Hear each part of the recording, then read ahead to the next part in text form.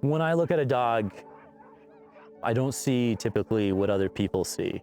You know, when I look at a dog, I look to see into their soul, you know, what their eyes are trying to tell me.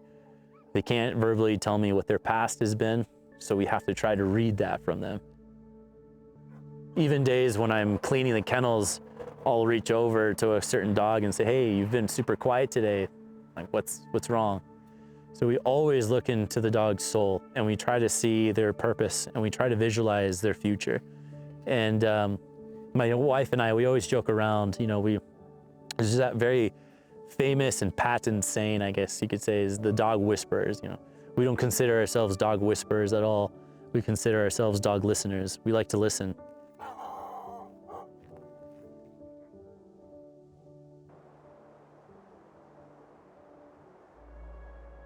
So Rancho Luna Lobos is what my wife and I like to call a husky or northern breed sanctuary. We focus a lot on rescues and surrenders, dogs that basically have trouble finding homes and shelters, or families that have a hard time keeping a high-strung dog, you know, part of their family. So we try to take those dogs in and give them a second shot at life, and allowing them to express themselves in the art, as I like to call it, in the art of dog sledding.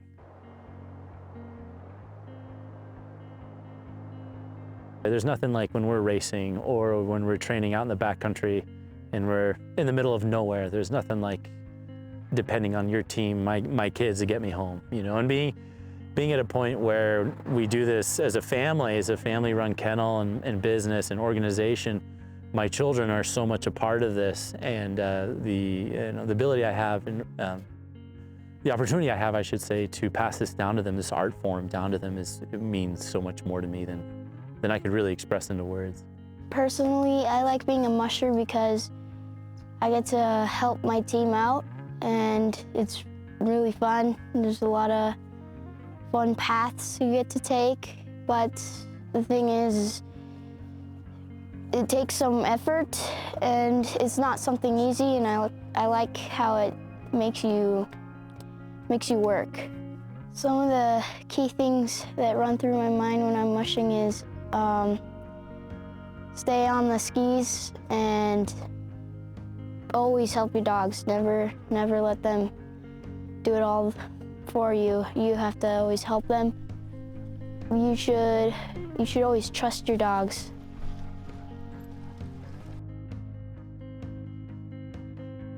I've been running sled dogs since I was 8, you know, just kind of a makeshift sled, running around with a yellow lab. And then eventually down the road, you know, when my mom, you know, when we rescued a few more dogs, that was the only condition my mom had, is we had to rescue my other dogs from shelters and, you know, take those dogs and formulate my team.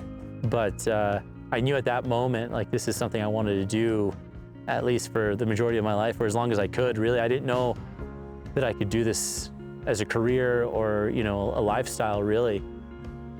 This last year, 2023, just a month ago, we had the honor of representing Team USA. It's under the IFSS, so International Federation of Sled Dog Sports, and there's about 22 countries, and yeah, they take their top mushers from each discipline, and I got selected for the 8-dog class. Went up there. That was a trek getting up there, out in the North Pole, middle of nowhere, in Sweden, and it was a phenomenal feeling of, you know, just the idea of standing on the runners, running with my team on a different continent was so surreal, you know, thinking from where I started as a boy, you know, and to where I am now. And, you know, we finished 8th overall, at literally the fastest teams on the planet. So it was such a humbling experience, and I can't wait to go back. Hopefully we can climb the ranks and improve a little better. Here at the ranch, our dogs are dogs first and sled dogs second. And dog sledding to us is a work of art, and this is a lifestyle, not a hobby. So every time we step on the runners, there's a purpose and there's a meaning to that. We're setting out on the trail to illustrate and to paint the canvas with our sled on the trail. We're there to make a story. Last year, I placed second at Junior World Championships. That was a very fun experience. I was definitely very nervous. I thought I was gonna lose, but I was able to snag second. It was awesome. I'm definitely gonna try to train hard this year. Really gonna go after it because I'm gonna try to win. To put it simply is think of others and serve others before yourself, and to have that servant's mindset.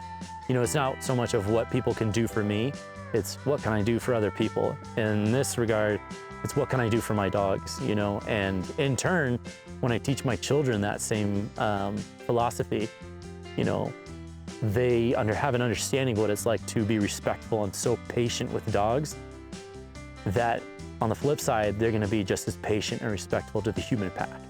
And we need that, you know, we need to be more understanding of each other, not just in the dog pack, but in the human pack as well. To be a dogman, you have to listen to your dogs, and you have to guide them through their journey and become what they were always meant to be.